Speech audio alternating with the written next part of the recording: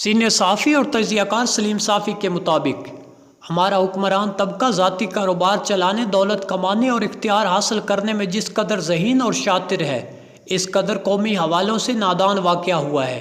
ذات اور خاندان کے لیے وہ بہت لمبی منصوبہ بندی کرتا ہے، لیکن ملک چلاتے وقت وہ کوئی طویل منصوبہ بندی نہیں کرتا۔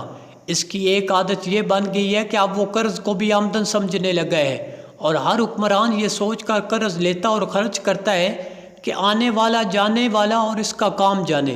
لیکن عمران خان کی حکومت نے اس حوالے سے ملکی معیشت کے ساتھ جو کھلواڑ کیا، اس کی مثال نہیں ملتی۔ تباہی کا آغاز اسد عمر نے کیا تھا۔ وہ معیشت دان نہیں بلکہ مارکیٹنگ کے آدمی ہے، اور مارکیٹنگ بھی اپنے پروڈکٹ کی نہیں بلکہ اپنی ذات کی کر سکتے ہیں۔ انہوں نے عمران خان اور قوم کے سامنے اپنی مارکیٹنگ ایک ماہر معیشت اور مسیح کے طور پر کی تھی، لیکن وزیر خزانہ بننے کے بعد اپنے آپ کو 30 مار خان ثابت کرنے کی خاطر انہوں نے IMF سے بروقت ڈیل نہ کی۔ اس کے بعد عمران خان کی حکومت نے IMF کے بندوں کو لا کر مالی معاملات ان کے سپرد کیے۔ مجھے یاد ہے جب IMF کے وفد کے ساتھ عمران خان حکومت کا وفد مذاکرات کر رہا تھا تو اس کی تصویر ٹویٹ کرتے ہوئے میں نے لکھا تھا کہ IMF کے نمائندوں سے IMF کے نمائندے مذاکرات کر کے پاکستان کے معاشی مستقبل کے فیصلے کر رہے ہیں۔ چنانچہ انہوں نے اس وقت IMF کے ساتھ انتہائی سخت شرائط پر معاہدہ کر لیا۔ دوسری طرف تاریخ میں سب سے زیادہ قرضے لیے، لیکن ان قرضوں کو پروڈکٹیو منصوبوں کی بجائے وقتی طور پر عوام کو متوجہ کرنے والے منصوبوں میں لگایا۔ چونکہ ان کی حکومت میں نہ نیب کا خوف تھا اور نہ ایجنسیوں کا اور نہ میڈیا کا، اس لیے کرپشن زوروں پر تھی۔ چنانچہ لوگ حیران ہیں کہ وہ قرضے کہاں خرچ ہوئے۔ دوسری طرف ان کی حکومت کا حصہ رہنے والے شبر زیدی جیسے لوگ کہہ رہے تھے عمران خان کے دور میں ملک عملاً ڈیفالٹ کر چکا تھا، لیکن عمران خان نے یہ سفاکانہ اور شاطرانہ چال چلائی کہ جب انہیں پتہ چلا کہ ان کی حکومت جانے والی ہے، انہوں نے وقتی طور پر عوام کے دل جیتنے کے لیے IMF کے ساتھ کیے گئے وعدوں کے الٹ عمل کرنا شروع کر دیا۔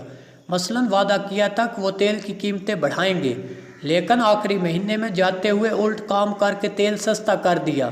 یوں پاکستانی ریاست IMF کی نظروں میں دھوکے باز اور وعدہ خلاف بن گئی۔ چنانچہ جب مخلوط حکومت برسر اقتدار آئی تو اس کے سامنے سب سے بڑا چیلنج ملک کو ڈیفالٹ سے بچانے اور IMF کے ساتھ ڈیل کا تھا۔ افغانستان سے نکل جانے کے بعد امریکہ کی پاکستان سے واحد متحاجی ختم ہو گئی۔ چنانچہ وہ چین کے معاملے میں پاکستان سے ناک رگڑوانا چاہتا تھا۔ وہ چین کے ساتھ پاکستان کی پارٹنرشپ سے باز آ جائے۔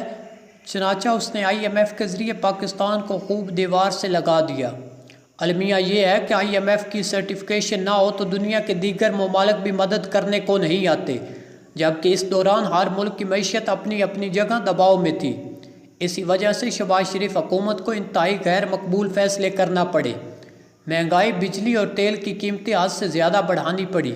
پہلی روایت یہ تھی کہ IMF کے ساتھ معاہدہ طے پا جاتا اور پھر آنے والے وقتوں میں حکومت ان شرائط کو پورا کرتی، لیکن اب کی بار IMF نے عمران خان دور کی وعدہ خلافی کی آڑ لے کر یہ موقف اپنایا کہ پہلے شرائط پوری ہوں گی پھر معاہدہ ہوگا۔ چنانچہ شہباز شریف نے جون تک تمام شرائط جو انتہائی سخت تھی پر عمل کیا، لیکن اس کے باوجود عالمی ادارہ معاہدہ کرنے میں لت و لال سے کام لے رہا تھا۔ اس دوران ایک طرف تو پاکستان کی جانب سے امریکہ کو بیک ڈور چینل سے یہ پیغام دیا گیا، اگر مقصد یہ ہو کہ پاکستان کو چین کے ساتھ دوستی سے باز رکھا جائے تو ایسا کبھی نہیں ہوگا۔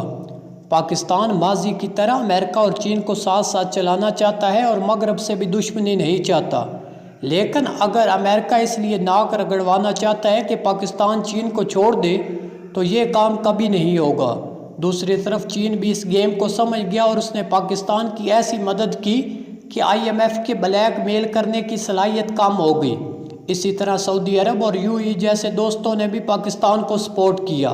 بلاکر IMF کے ساتھ ابتدائی ڈیل ہوگی اور پاکستان کی ڈیفالٹ کا خطرہ نہ صرف ٹل گیا بلکہ اب عالمی برادری اور سرمایہ کاروں کا اعتماد بھی کسی حد تک بحال ہو گیا۔ اب نقاد اعتراض اٹھا رہے ہیں کہ یہ عجیب حکومت ہے کہ جو سخت شرائط کے ساتھ قرض مل جانے کا جشن منا رہی ہے۔ حالانکہ اس کی وجہ سمجھ سے بالا تر نہیں، وجہ یہ تھی کہ PTI بھرپور کوشش کر رہی تھی اور ہر حربہ استعمال کر رہی تھی کہ IMF سے ڈیل نہ ہو، جبکہ حکومت ڈیل کے لیے کوشاں تھی۔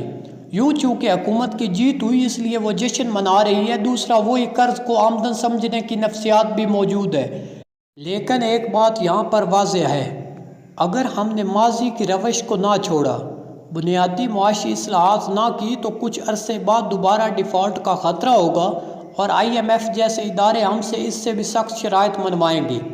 اس لیے سر دست پہلا کام یہ ہونا چاہیے کہ وفاق میں نگراں حکومت سیاسی بنیادوں پر نہیں بلکہ میرٹ پر بنائی جائے، جبکہ KPK اور پنجاب کی نگراں حکومتوں میں بھی تبدیلیوں کی ضرورت ہے۔ تمام نگران اور بالخصوص وفاقی نگران حکومت میں ایسے لوگ شامل ہوں جو معیشت کو تو سمجھتے ہوں لیکن ان کا کسی مافیا سے تعلق نہ ہو۔ وہ ایسی حکومت ہو جو ٹیکس نیٹ بڑھا سکے، غیر روایتی فاصلے کر سکے، بڑے بڑے مافیاز پر ہاتھ ڈال سکے، صرف تنخواہ دار طبقے سے ٹیکس لینے کی بجائے بڑے بڑے تاجروں اور صنعت کاروں سے ٹیکس لے سکے۔ یہ کام سیاسی حکومتوں کی بجائے نگران حکومت اس لیے بہتر طریقے سے کر سکتی ہے کیونکہ تمام بڑی جماعتیں بشمول JUI کو مختلف مافیاز نے گھیرے میں لے رکھا ہے۔ ان مافیاز کے نمائندوں نے پارلیمنٹ اور اس کی کمیٹیوں کو بھی یرغمال بنا رکھا ہوتا ہے، اس لیے کوئی بھی سیاسی حکومت ان سے ٹیکس لینے کی بجائے انڈائریکٹ ٹیکس لگاتی ہے جو امیر اور غریب یکساں ادا کرتے ہیں۔ چنانچہ میرے نزدیک پہلا قدم یہ ہونا چاہیے کہ نگراں حکومت ایسے لوگوں کی بنائی جائے جو کسی پارٹی اور کسی مافیا کے زیر اثر نہ ہوں، جو سخت ترین اسٹرکچر اور معاشی اصلاحات کر سکے۔